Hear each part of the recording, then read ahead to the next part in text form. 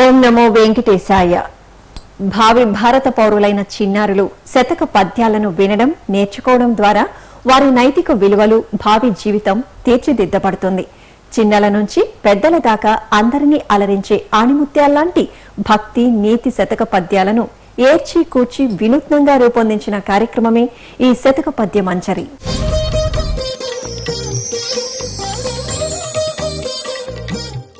అమ్మ చేతి గోరుముద్దలాంటి శ్రీ వెంకటేశ్వర శతక పద్యాన్ని డాక్టర్ మేడసాని మోహన్ గారి మధురమైన మాటల ద్వారా విందాం.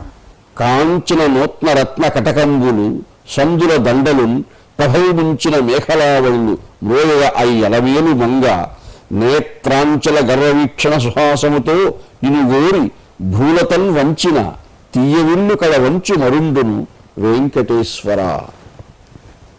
ఈ పద్యంలో అలవేలుమంగ అమ్మవారి యొక్క మధురాతి మధురమైనటువంటి ప్రసన్నములైనటువంటి చూపులతో ఆ పరమాత్మను, ఆ భగవంతుని ఎలా ఆకర్షిస్తున్నారో, మెప్పిస్తున్నారో అన్నమాచార్య వారు చాలా సౌందర్యబంధురమైనటువంటి ఊహల పోహళ్ళతో వర్ణించారు. కాంచన రత్ననూత్న కటకంబులు, సందుల దండలు, ప్రహల్ముంచిన మేఖలావళులు మ్రోయగా. అమ్మవారు అలా వస్తూ ఉన్నారంటే ఘల్ ఘల్ అనే శబ్దాలు వినిపిస్తూ ఉన్నాయి. ఆమె చేతికి ధరించినటువంటి కంకణముల యొక్క మ్రోతలు, ఆమె హారములకు ఉన్నటువంటి చిరుగజ్జల మ్రోతలు, మేఖల ఆమె కటిసీమలో అలంకరించుకున్నటువంటి ఆభరణాలకు ఉన్నటువంటి చిరుగజ్జల మ్రోతలు, ఇవన్నీ కూడా మురియగా అయి ఎలమేలుమంగ, అంత సువిలాసంగా వయ్యారంగా కులుకక నడవరో కొమ్మలాల జలజల రాలిని జాజులు మాయమ్మకు అంటాడు అన్నమాచార్య వారు మరొక సంకీర్తనలో. అలా మందహాసంతో వేంచేస్తూ అలమేలుమంగ నేత్రాంచల గర్వ వీక్షణ సుహాసముతో, ఆమె కడగంటి చూపులతో, ప్రసన్నాతి ప్రసన్నములైనటువంటి చిరునవ్వులు చిందిస్తూ చూచే చూపులతో ఒక్కసారి స్వామిని చూస్తూ భూలతలు వంచిన ఆమె కనుబొమ్మలు వయ్యారంగా అలా వంకర తిరిగినప్పుడు ఏం జరుగుతుంది అంటే, ఆ సమయంలోనే మన్మథుడు కూడా, పుష్పములు బాణములుగా అస్త్రములుగా కలిగిన మన్మథుడు కూడా, ఆయన కూడా విల్లు సంధించే ప్రయత్నం చేస్తాడు. మన్మథుడు విల్లు సంధించే ప్రయత్నం చేస్తారు అంటే ఏమిటి అర్థం? అక్కడ శృంగార రసము ఆవిష్కరింపబడుతూ ఉన్నది. ఆనందాతిరేకంతో ఆ ఆయుధంపతులు పరవశించే సమయం ఆసన్నమైనది అర్థం. రామావతారంలో శ్రీమన్నారాయణుడు శ్రీరామచంద్రుడై అవతరించినప్పుడు ధనుర్భంగం చేశారు స్వామి. ధనుర్భంగం చేస్తే ఆ శివధనుస్సును విరిచినప్పుడు ఆ ధ్వని ఒక్కొక్క లోకంలో ఒక్కొక్క విధంగా వినిపించిందట. కైలాసంలో పరమశివుడున్న లోకంలో ఎలా వినిపించిందంటే, హేరం బుర్ణత సూర్పకర్ణ విరుత హ్రీంకారియై షణ్ముఖ స్ఫార ద్వారస నేత్రగోళ విరుత ప్రాకారియై శైలకన్యారాజన్నవహాల మండల ఉహుడ్డ క్రీడమై ఆశ్చర్య గిరుగ్ర ప్రమదంబుగా ధను మ్రోజన్ శైవలోకంబులను. ఇందులో మహాకవి యొక్క వర్ణనలో మనం చూడాల్సింది ఏమిటంటే, శైల కన్యా రాజన్ నవపాల మండల విహుగ్న క్రీడమై. కైలాసంలో గౌరీదేవి యొక్క కనుబొమలు ఆశ్చర్యంతో వంకరలు తిరిగాయట. ఎక్కడిది ధ్వని అని అంటే, సౌందర్యం కలిగినటువంటి అందమైనటువంటి నాయిక ఆమె కనుబొమ్మలు ఉయ్యారంగా వంచడం ఉన్నది ఒక్కొక్క అవస్థలో, ఒక్కొక్క భంగిమలో, ఒక్కొక్క కదలికలో ఒక్కొక్క విధంగా ఉంటుంది. అక్కడ దేవదేవుని యొక్క వీరము, బలము వ్యక్తీకరింపబడినప్పుడు, అత్యద్భుతంగా ఆ ధ్వని సమస్త లోకాలు వ్యాపించినప్పుడు, కైలాసంలో వినిపించినప్పుడు అమ్మవారు గౌరి ఆమె కనుబొమ్మలు వంకర వంకరగా తిరిగి వంచి చూచి ఆశ్చర్యం వ్యక్తం చేశారట. కానీ అది వీరరసంతో కూడినటువంటి విన్యాసంతో వచ్చినటువంటి భ్రూభంగము. ఇక్కడ అన్నమయ్య వర్ణించినటువంటి ఆ భూలతలు వంచిన అంటే అలమేలుమంగ ఆ కనుబొమ్మలు సవరించి వంకరలు చేసి ఒక్కసారి స్వామిని చూస్తే స్వామి ప్రసన్నమైపోతున్నాడు. అటువంటి జీవనాయిక, నాయికలకే నాయిక అయినటువంటి అమ్మవారు అలమేలుమంగ అనుమానింపకువే అలమేలుమంగవు నీవు ఘనశ్రీ వెంకటేశుడు కౌగులించిని అంటాడు. అంటే దక్షిణ నాయకుడు వసంత వేళలో అనేకానేక నాయికలపై స్వామి యొక్క పారవస్యం తన్మయత్వం ఉంటుంది కాబట్టి ఏ నాయికపై మనస్సు పడ్డాడో అనే భావన అప్పుడప్పుడు అమ్మవారికి కలిగితే దూతికలు వెంటనే ఓదారుస్తూ ఉంటారట. ఏమిటంటే ఎంతమంది రాణులైనా ఉండవచ్చు కాగా స్వామికి నీవు పట్టప్రాణివి కదమ్మా, కాబట్టి నీ పట్ల ఎప్పుడూ స్వామి యొక్క అనురాగం నిశ్చలమై నిర్మలమై నిష్కళంకమై ఉంటుంది, నీకు ఆ విషయంలో సందేహాలు ఉండవలసిన అవసరమే లేదు అని దూతికలు అమ్మవారిని ఓదారుస్తూ ఉన్నటువంటి సంకీర్తన కూడా అన్నమయ్య అక్కడక్కడ ఆయన సంకీర్తనలో ఎన్నో ఆ జీవనాయికల యొక్క విభవాలని వర్ణించాడు. అనేకానేక జీవనాయికలకు నాయకుడైనటువంటి దేవదేవుడు వెంకటేశ్వర స్వామి వారి యొక్క అత్యున్నతమైనటువంటి లీలా విభూతిని కూడా అన్నమయ్య ఆవిష్కరించాడు. అలా ఆవిష్కరించే ఎన్నో సన్నివేశాలలో ఈ పద్యంలో కూడా అంత అద్భుతంగా కాంచన రత్నముత్న కటకంబులు సందుర దండలు ప్రభవించిన మేఘావళులు అని ఒక శబ్ద ప్రవాహాన్ని వ్యంజింపజేస్తూ, ఆ శబ్ద ప్రవాహం అలా ఉందంటే ఆ శబ్ద ప్రవాహంలో వ్యంజమానమవుతున్నటువంటి అలమేలుమంగ అమ్మవారి యొక్క ప్రణయాన్ని, దేవదేవుని పారవస్యాన్ని కూడా మనం లోతులకు తరచి చూస్తే మనకు దృగ్గోచరం అవుతుంది. ఇటువంటి మధురాతి మధుర భావాన్ని అన్నమయ్య ఈ పద్యంలో బాగా ఆవిష్కరించారు. వేమన కవీంద్రుల వారి శతక పద్యాన్ని డాక్టర్ మైలవరపు శ్రీనివాసరావు గారి మధురమైన మాటల ద్వారా విందాం. కనియు కనకయుండు కదిలింపడా నోరు వినుయు వినకయుండు విస్మయమున సంపద కలవాని సన్నిపాతం విధి విశ్వదాభిరామ వినుర వేమ. బాగా ఆలోచించి చెప్తున్నాడు మహానుభావుడు. ఎక్కడో పడ్డాడు వేమనయోగి కూడా, ఈ ఇబ్బందులన్నీ పడ్డాడు. కనియు కనకయుండు, బాగా డబ్బున్నవాడు ఉంటాడు, వాడికి ఒక జబ్బు ఉంటుంది, సన్నిపాతం బది. సన్నిపాతం అంటే టైఫాయిడ్ అంటారు ఆంగ్లంలో. వాడికి ఉండేటటువంటి జబ్బు ఎలాంటిదంటే కనియు కనకయుండు. ఎవరైనా తన దగ్గరికి వచ్చి దండం అని పెడితే అసలు చూడనే చూడడు. కనీసం నమస్కారం అన్నప్పుడు ప్రతి నమస్కారం చేయడం సరైన విధానం. పోనీ ప్రతి నమస్కారం చేయడానికి అహంకారమే అడ్డొస్తే ఇలా తలాడించవచ్చు, అది ఉండదు. కనియు కనకయుండు, ఇలా ఒకసారి చూసి కూడా వాడిని చూడనట్టుగా ఉంటాడు. డబ్బు అనే మదం ఉందిగా వాడికి, అందుకని. కదిలింపడు ఆ నోరు, చిన్నగా నవ్వడం కానీ చూడడం కానీ బాగున్నావా అనడం కానీ పొరపాటున కూడా అస్సలు అననే అనడు. కదిలింపడు ఆ నోరు, నోటిని కనీసం కదిలించడు. నోటిని ఇలా కదిలించి పెదవుల్ని ఇటులాగినా అటులాగినా నవ్వే అవుతుంది. అవతల వాడిని గౌరవించినట్టు ఆదరించినట్టు అవుతుంది. కనియు కనకయుండు కదిలింపడు ఆ నోరు వినియు వినకయుండు విస్మయమునన్. మనం ఏదో చెప్పుకుంటాం, అయ్యా నా బాధ ఇది ఇదేని, అది విని కూడా ఓహో ఆహా అంటుంటాడు. ఆ వినినా కూడా విననట్టుగా ఉంటాడు. విస్మయమునన్, విస్మయం అంటే గర్వం అని ఒక అర్థం. మనం ఆశ్చర్యపడతాం, ఇదేంటా ఇంతసేపు చెప్తే వాడు విన్నట్టుగా నటించాడు, వినలేదా, వినినట్టుగా నటించి వినలేదా అని మనం బాధపడతాం. సంపద కలవాని సన్నిపాతంబు, ఇది బాగా డబ్బున్నటువంటి వాడు వచ్చేటటువంటి ఇదిగో ఈ సన్నిపాత వ్యాధి ఏదో అది, ఇది కేవలం డబ్బు వల్ల వచ్చింది. ఆ సన్నిపాత వ్యాధి తొలగిపోయిన తర్వాత మనిషి ఎలా మామూలు వాడవుతాడో అలాగే ఈ ధనం పోయిన తర్వాత వెళ్ళి వాడు మామూలు అవుతాడు అని. కాల కర్మ గతుల కనిపెట్టవలెనయా. నిన్ను అనుకున్నాం, కాలం అంతా మనది కాదు, కర్మ అంతా కూడా మనది కాదు. ఏ రోజున బండి తలకిందులు అవుతుందో మనకి తెలియదు కాబట్టి జాగ్రత్తగా ఉండాలి. అంతటి ద్రుపదుడు ఉన్నాడు రాజు, నోటితో కనీసం పలకరించలేదు, చూసి కూడా చూడనట్టుగా ఉన్నాడు, ఇష్టం వచ్చినట్టు మదంతో ఉన్నాడు. నీ పరిస్థితిని సరైన పద్ధతికి తెస్తానని అనుకున్నటువంటి ద్రోణాచార్యుడు చిట్ట చివరికి అవమానించగలిగాడు. గమనించి చూడాలి. ఇది కేవలం ధనం మదం కారణంగా జరిగేటువంటి తప్ప మరొకటి కాదు. యస్యాస్తి విత్తం స నరః కులీనః స పండిత సశ్రుతవాన్ గుణజ్ఞ సయేవ వక్త సచ దర్శనీయ సర్వే గుణా కంచనమాశ్రయంతి. ఎంత గొప్పగా చెప్పాడు. యస్యాస్తి విత్తం స నరః కులీనః. అబో ఎంత గొప్ప వంశంలో పుట్టావయ్యా, ఎంత గొప్ప కులంలో పుట్టావయ్యా అంటారు. వాడు ఎలా పుట్టాడో ఏమిటో అందరికీ తెలుసు, కానీ యస్యాస్తి విత్తం, బాగా డబ్బున్నవాడు కాబట్టి ఇలా పొగుడతారు. సన్మాన పత్రాలు రాస్తూ ఉంటారు. అబ్బో అన్నీ అందులో అబద్ధాలు ఎన్నో, వాడికి తెలుసు, వినేవాళ్ళకి తెలుసు. వీడు మాత్రం తెలియక రాలే, వీడికి తెలుసు, కానీ డబ్బు ఉంది వాడికి, ఏదైనా ఇస్తాడేమో.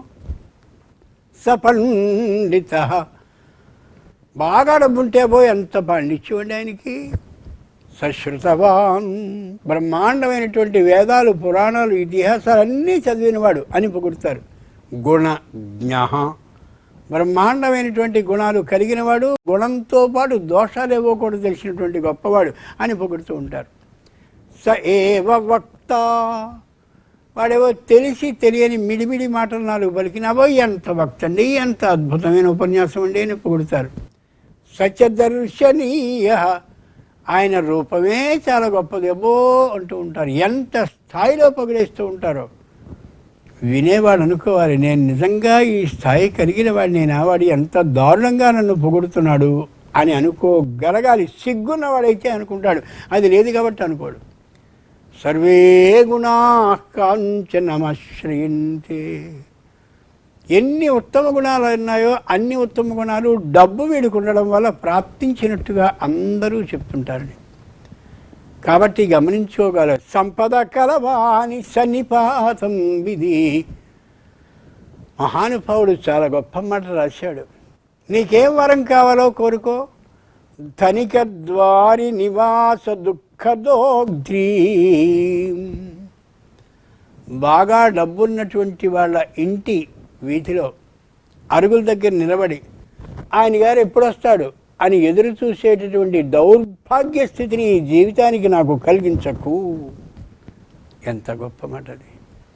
వాడు లోపలే ఉంటాడు, ఖాళీగా ఉంటాడు, పని పాట లేకుండా ఉంటాడు. కానీ వచ్చినట్టయితే ఆగమను, పనిలో ఉన్నారని చెప్పమను. ఏ పని వాడికి లేదు. వీడిని కాసేపు ఎదురు చూసేలా చూడాలి అనే అహంకారం తప్ప వాడికి లోపల ఉన్న వాడికి లేదు. ఇవన్నీ లోకంలో కనిపిస్తూ ఉండేవే. అట్లాంటి పరమ నీచమైనటువంటి స్థితి మాత్రం ఉండద్దు ఉండద్దు ఉండద్దు, నాకు కలగ చేయొద్దు అని ప్రార్థించాడు ఆ మహాకవి. ధనిక ద్వారి నివాస దుఃఖదోగ్ధ్రీ. ఆ స్థితిని నాకు కలిగించకండి.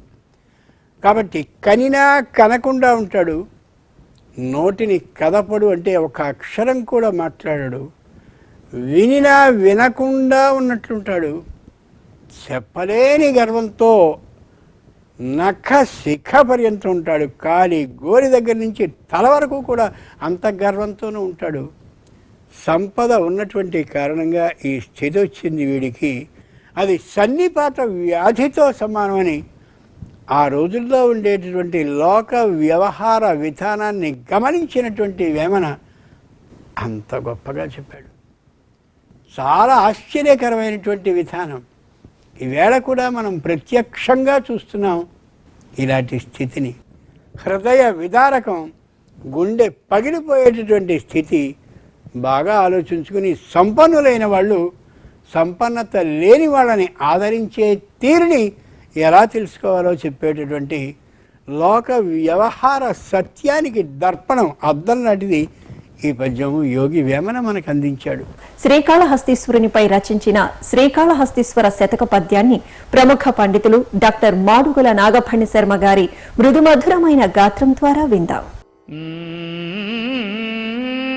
14 మహాయుగంబులక భూపాలుండు చెల్లించె అయ్యుదయాస్తాచల సంధినాజ్ఞన్ ఒకడాయుష్మంతుడై వీరి అభ్యుదయం వెవ్వడు చెప్పగా వినరో అల్పుల్ మత్తులై ఏల చచ్చెదరో రాజుల మంచు ఒక్కటకట శ్రీకాళహస్తీశ్వర. ఎంత సాధారణమైన భాష తీసుకున్నాడు ఇక్కడ, ఒక వ్యవహార భాష. ఓ మహానుభావుడు 14 యుగాలు పరిపాలించాడు ఈ భూమండలాన్ని. అది ఇట్లాంటి భూమండలము కాదు, అయ్యుదయాస్తాచల సంధి. తూర్పు కొండ పడమటి కొండ హద్దుగా, అంటే మొత్తము ఒకప్పుడు భూమండలం అంతా ఒకటిగానే ఉండేది, చుట్టూ నీళ్లు ఉండేవి. ఇప్పుడు మధ్యలో నీళ్లు చేరాయి. 7 ఖండములుగా భూమి, 7 కాంటినెంట్స్ అంటున్నారు. 7 ఖండాలుగా భూమి విభజింపబడింది. ప్రియవ్రతుడు అనే ఒక మహానుభావుడు రథం వేసుకుని తిరిగాడట. దానివల్ల 7 భాగాలు ఏర్పడ్డాయి. తర్వాత ఇంకొక కాలములో అందులో నీళ్లు చేరాయి, అవన్నీ సముద్రాలు అయ్యాయి, 7 సముద్రాలు. సరే, ఇదొక కథ. ఏమైనా ఈ భూమండలమంతా ఒకటిగా ఉండగా పరిపాలించాడు ఒక మహానుభావుడు. ఆయన ఆయుష్మంతుడై తన ఆజ్ఞను చెల్లించాడు. ఏదో ఇంత అంతా 5 ఏళ్ళు 10 ఏళ్ళు 2 ఏళ్ళు సంవత్సరము లేదా 20 ఏళ్ళు ఉండే రాజ్యము కాదు, లేదా ఈ ఊరు ఆ ఊరు, ఈ దేశము ఆ దేశానికి అధిపతి అయిన ఆధిపత్యము కాదు. మొత్తము భూమండలానికంతా ఒకడే చక్రవర్తి. వాడు 14 యుగముల పాటు పరిపాలించాడు. మనువు అన్నాడు ఆయన పేరు, లేదు మాంధాత అన్నారు. మా అంధాతాచ మహీపతి కృతయుగాలంకారభూతో గత. కృతయుగానికే అలంకారభూతుడైన మాంధాత అనే మహర్షి ఒక మహాచక్రవర్తి. మాంధాత ఎందుకు వచ్చిందయ్యా, నిజంగా మీకు తెలియాలి దాని అర్థం. యవనాశ్వని యొక్క కుమారుడు. ఆ రాజుగారికి సంతానము లేదు, భూమండలానికంతా చక్రవర్తి. సంతానం లేకపోతే భరద్వాజుడి దగ్గరికి, మహర్షి దగ్గరికి వెళ్ళి నమస్కారం చేశాడు, సంతానం కావాలి స్వామి అని. ఆయన ఒక క్షీర పాత్ర, ఒక పాత్రలో పాలు అభిమంత్రించి ఇచ్చాడు. ఆయన ఇంటికి తెచ్చుకున్నాడు. పాలు తాను తాగాలా, భార్య తాగాలా, ఇవన్నీ ఆలోచించకుండా ఆయన స్నానం చేసి సంధ్యావందనము చేసి ఆ పూటకు మళ్ళీ కూడా ఆ పాలు మొత్తం తాగేశాడు. తాగినందుకు ఆయనకే గర్భమైంది. శస్త్రచికిత్స చేసి శిశువును బయటికి తీశారు. కృతయుగము నాటి మాట. బయటికి తీశారు. తీస్తే ఆ పిల్లవాడిని ఎలా సాకాలి? తల్లిపాలు, తల్లి అయితే స్తన్యం ఇస్తుంది, మరి మగవాడు కన్నాడు. అందువల్ల దేవేంద్రుడు పరిగెత్తుకుంటూ వచ్చాడు. 3 లోకములకు అధిపతి ఆయన, అమృతాధిపతి. ఆ అమృతం ఆవాహయామి అని బొటనవేలులో ఆవాహనం చేసి మాం దాహి అన్నాడు పిల్లవాడి నోట్లో పెట్టి. నన్ను త్రాగు అన్నాడు, ఆస్వాదించు అన్నాడు. అలా చప్పరిచ్చి అన్నం తినే వయస్సు దాకా అయ్యాడు. నాయన 3 సంవత్సరాలైంది ఇక్కడే ఉండిపోయాను, నేను వెళ్ళొస్తానన్నాడు దేవేంద్రుడు. స్వామి ఎలాగూ వచ్చారు, ఒక వరం ఇవ్వండి అని అడిగాడు మాంధాత. మాం దాహి, నన్ను త్రాగు అన్నాడు కాబట్టి ఆయన మాంధాత అయ్యాడు. ఆ పిల్లవాడు నాకు ఒక వరం ఇవ్వన్నాడు. ఏం కావాలన్నాడు. ఈ బొటనవ్రేలిలో మానవుడైన ప్రతివాడికి కులాలు లేవు, మతాలు లేవు, జాతులు అని ఇప్పుడు చెప్పాలి. ఇవన్నీ అక్కర్లేదు ఆ రోజుల్లో, ఏమీ లేవు. అంటే భేదం లేదు ఆ రోజులలో. సర్వమానవావళి కోసము కోరేదే కోరిక, అదే వరం ఆ రోజుల్లో. అందువల్ల విశ్వం కోసం ఆయన ఏమడిగాడంటే, పిల్లలు పుట్టిన ప్రతి శిశువుల బొటనవ్రేలిలో అమృతం ఉండాలి. అప్పటి నుంచి ఇంకా మానవుడికి ఉండాలి బొటనవ్రేలిలో అమృతం అన్నాడు. అందుకనే పిల్లలు పుట్టగానే నోట్లో వేలేసుకుంటారు. ఇక్కడ అమృతం ఉంటుంది. ఇది మాంధాత యొక్క అనుగ్రహముతో ఏర్పడినది. అటువంటి మాంధాత కృతయుగంలో వెళ్ళిపోయాడు. సేతుర్యేన మహోదధౌ విరచిత క్వాసౌ దశాస్యాంతక. రాముడంతటి వాడు సముద్రము మీద సేతువు నిర్మించడం అసాధ్యం. అలాంటి అసాధ్యాన్ని సుసాధ్యం చేసిన రామచంద్రుడు వెళ్ళిపోయాడు. ధర్మ, పరమధర్మమూర్తి అయిన యుధిష్ఠిరుడు, యుద్ధమనందు స్థిరంగా ఉండేవాడు, ఆయన కూడా వెళ్ళిపోయాడు. ఇది వేరే సందర్భంలోని శ్లోకము, కానీ ఇక్కడ అన్వయించి చెబుతున్నా. ఇలాంటి చక్రవర్తులందరూ పోయారు. ఏల చచ్చెదరో రాజుల మంచు. ఎందుకు ఊరికే చస్తారో, చాలా వ్యావహారికమైన భాష వాడాడు ధూర్జటి. ఇలా 14 యుగాలు ఏకఛత్రాధిపత్యంగా ఏలిన వాడే పోయాడు. అలాంటి వాళ్లే వెళ్ళిపోయారు కాలగర్భంలో. ఇంతోటి అంతోటి రాజ్యమునకు రాజైన వాళ్ళందరూ కూడా మేము రాజులము అని ఏల చచ్చెదరో రాజుల మంచు అక్కటకట శ్రీకాళహస్తీశ్వ. వీళ్ళకి ఏమి జ్ఞానము రాదా? ఎవడన్నా చెప్పగా వినరా? ఇంతింత చక్రవర్తులయ్యా ఇలా పరిపాలించారయ్యా, వాళ్ళు ఇలా వెళ్ళిపోయారయ్యా శాశ్వతులు కాకుండా అని చెబితే వీళ్ళకి చెవికెక్కదా? వీడు శాశ్వతుడు అనుకుంటాడా? ఏమి మాయ వీడికి, ఏమి అజ్ఞానం, ఏమి కొట్టుమిట్టాడుతున్నారు అంధకారంలో. స్వామి, ఇటువంటి వాళ్లకు జ్ఞానము కలిగించు అని ఒక అద్భుతమైన తత్వాన్ని ఉపదేశిస్తున్నాడు. ప్రతిదీ అశాశ్వతమని తెలుసుకో, తెలుసుకుంటే ఒళ్ళు జాగ్రత్తగా పెట్టుకుని వ్యవహరిస్తాడు. లేకుంటే వీడు కన్ను మిన్ను కానకుండా చక్రవర్తిని, నేను రాజును, నా అంతటి వాడు ఇంకొకడు లేడు అని వ్యవహరిస్తాడు. ఇలా రాజుల గురించే ఇన్ని పరంపరలుగా చెప్పాడు ధూర్జటి మహాకవి. మనం ఆ సత్యాన్ని తెలుసుకుని వీలైనంత వరకు మనం ఉన్న స్థితులలో మనం పాటిద్దాం. ఇప్పుడు మారణ కవీంద్రుల వారు రచించిన భాస్కర శతక పద్యాన్ని డాక్టర్ కెవి శ్రీరంగనాయకి గారి గాత్రం ద్వారా విందాం. ఘనుడగునట్టివాడు నిజకార్య సముద్ధరణార్థమై మహిన్ పనివడి అల్పమానవుని ప్రార్థన చేయుట తప్పు కాదుగా. అనఘత కృష్ణ జన్మమున ఆ వసుదేవుడు మీదటెత్తుగా కనుగొని గాలివాని కడకాళ్లకు మ్రొక్కడెనాడు భాస్కర. లోకంలో ఎంతటి గొప్పవాడైనా సరే ఒక్కొక్కప్పుడు అల్పుని సహాయాన్ని పొందవలసి వస్తుంది. అలా గొప్పవాడైన వాడు అల్పుడైన వాడి దగ్గర సహాయాన్ని పొందటం అనేది తప్పు కాదు అనేటటువంటి అంశాన్ని ఈ పద్యంలో కవి మనకి సూచిస్తున్నాడు. ఘనుడైన వాడు అంటే చాలా గొప్పవాడుగా పేరు పొందినటువంటి వాడు, నిజకార్య సముద్ధరణార్థం తాను అనుకున్నటువంటి పనిని నెరవేర్చుకోవటం కోసంగా మహిన్ భూమి యందు అల్పమానవుని ఒక చిన్నవాడిని, తక్కువ స్థాయి వాణిని ప్రార్థించటం అనేది తప్పు కానే కాదు. ఏ విధంగా తప్పు కాదో వివరిస్తున్నాడు ఒక పురాణ గాథను స్వీకరించి. అనఘత పాపము లేని సమయంలో కృష్ణ జన్మమున శ్రీకృష్ణ పరమాత్మ అవతరించినప్పుడు వసుదేవుడు మీదటెత్తుగా అంటే ముందు జాగ్రత్త చర్యగా గాలివాని కడకాళ్లకు మ్రొక్కడే, గాడిద కాళ్లకు దండం పెట్టాడట కుయ్యవద్దు అని. వసుదేవుడంతటి వాడు గాడిద కాళ్లకు మ్రొక్కాడు అని లోకంలో ఒక సామెత కూడా ఉంది. ఆ సామెతని ఆధారం చేసుకుని కవి కృష్ణ జన్మ సమయంలో వసుదేవుడు గాడిద కాళ్ళు పట్టుకున్నాడు అంటే వసుదేవుడంతటి వాడే గాడిదని కాళ్ళు పట్టుకుని కుయ్యవద్దని అడిగితే ఇంకా మామూలు మానవుల సంగతి చెప్పేదేముంది అనేటటువంటి అర్థంలో ఈ పద్యంలో ఈ ఉదాహరణ ద్వారా ఎంత గొప్పవాడైనా సమయానుకూలంగా తమ పనిని నెరవేర్చుకోవాలి అంటే అల్పుణ్ణి ఆశ్రయింపక తప్పదు అనే అంశాన్ని అందించాడు కవి. సాంఘిక సంక్షేమం కోరేటటువంటి మహానుభావులు ఒక్కొక్కప్పుడు తమ ప్రయత్నంలో అల్పులను ఆశ్రయించవలసి వచ్చినప్పుడు అది ఆ అల్పులను వేడుకోవటం అనేది సమాజానికి హితమే కానీ చెడు కాదు. సమాజ హితం కోరటమే వాళ్ళ యొక్క లక్ష్యం కనుక ఆ ఆశయానికి ఎన్ని కష్టాలు వచ్చినా ఎదుర్కొని నిలిచేటటువంటి వాళ్ళు ఇది ఉచ్యము ఇది నీచము అనేటటువంటి భావనని మనస్సులో పెట్టుకోరు. వసుదేవుడు శూరసేన మహారాజు యొక్క పుత్రుడు, శ్రీకృష్ణునికి తండ్రి. వసుదేవుని భార్య దేవకి. కంసుడు దేవకికి పినతండ్రి కుమారుడు. దేవకి యొక్క అష్టమ గర్భము కంసునికి మరణమని కంసుడు తెలుసుకొని వీళ్ళని కారాగారంలో బద్ధుల్ని చేశాడు.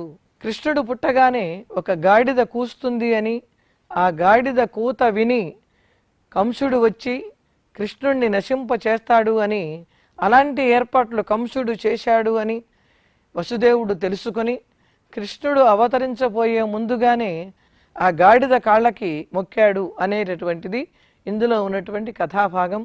వసుదేవుడు గాడిద కాళ్ళు పట్టుకొని మొక్కినట్లుగా భాగవతంలో మనకి కనిపించటం లేదు. శ్రీకృష్ణుణ్ణి రాత్రికి రాత్రి రేపల్లె తీసుకొని వెళ్ళేటప్పుడు గాడిద అరిచినట్లు ఆ అరుపు చేత కావలి వాళ్ళు మేలుకుంటారు అని ముందు జాగ్రత్త చర్యగా ఉన్నాడనేది లోకంలో ఉన్నటువంటి ఐతిహ్యం తప్ప ఇది భాగవతంలో మనకి కనిపించటం లేదు. సంస్కృత భాషలో గాడిదని గార్ధభమని రాసభమని పిలుస్తూ ఉంటారు. అలాగే కరుడు అంటే దుర్మార్గుడు అనే అర్థం కూడా ఉంది. బాలేయము అని తెలుగులో గాడిదకు గాలిగాడు, చలువగుర్రం, రేవు చక్కి అని 3 పేర్లు ఉన్నాయి. గాలి అంటే దయ్యం, దయ్యాలు పట్టిన వాళ్ళని గాలి పట్టింది అంటాం లోకంలో వ్యవహారంలో ఉంది. అలా గాలిగాడు అంటే దయ్యంలా అరుస్తుంది అనే అర్థంలో గాలిగాడు అని దీనికి పేరు వచ్చింది. రేవుకి వస్త్రాలను మోసుకుపోతుంది కనుక దీనికి రేవు చక్కి అనే పేరు వచ్చింది. మళ్ళీ చక్కగా ఉతికి ఆరవేసినటువంటి చలువ మడతలను తీసుకొస్తుంది కనుక దీనికి చలువ గుర్రం అని పేరు వచ్చింది. ఇలా ఈ పేర్లు కలిగినప్పటికీ గాలివాడు అంటాం ఇక్కడ విశేషం. గాలివా అని కడకాళ్లకు, వాళ్ళకు ఉన్నటువంటి కడకాళ్ళు అంటే కడ అంటే చివర అని అర్థం, వెనక కాళ్ళు, ముందు కాళ్ళలో వెనక కాళ్ళు అని కూడా అనుకోవాలి. కార్యార్థి న్యాయము అని ఒక న్యాయం ఉంది సంస్కృతంలో. అంటే కార్యార్థి అయిన వాడు, పని పూర్తి చేసుకోతలచిన వాడు ఎన్ని ఇబ్బందులైనా అనుభవించాలి, ఎన్ని విఘ్నాలు వచ్చినా తట్టుకోవాలి, ఎంతమంది పరాభవించినా ఓర్చుకోవాలి. సామదాన భేద దండోపాయాలతో తన కార్యాన్ని చక్కగా తాను నిర్వర్తించుకోవాలి. వసుదేవుడు ఘనుడు మాత్రమే కాదు, కార్యార్థి కూడా అయినందువలన తన కార్యాన్ని నెరవేర్చుకోవటం కోసంగా గాడిద కాళ్ళు పట్టుకున్నాడు. అలా చేయటం తప్పు కాదు అని కవి ఈ పద్యంలో సమర్థించాడు. మనస్వి అయినవాడు సుఖాన్ని కానీ, దుఃఖాన్ని కానీ, గౌరవాన్ని కానీ, అవమానాన్ని కానీ లెక్క చేయడు అనేటటువంటి సూక్తి కూడా ఈ పద్యం ద్వారా మనం గ్రహించాలి. ఈ విధంగా మనం అవసరమైతే కార్యార్థులమైనప్పుడు అలుపులనైనా సరే ఆశ్రయించి మన పనిని నెరవేర్చుకోవటం మంచిది అనే హితాన్ని ఈ పద్యం ద్వారా కవి మనకి అందించాడు. భావ రాగయుక్తంగా సాగిన శతక పద్య మంజరి కార్యక్రమాన్ని ఆద్యంతం వీక్షించారు కదా. ఈ కార్యక్రమం మిమ్మల్ని ఎంతగానో ఆకట్టుకుందని ఆశిస్తూ మళ్ళీ ఇదే కార్యక్రమంలో కలుద్దాం. ఓం నమో వెంకటేశాయ.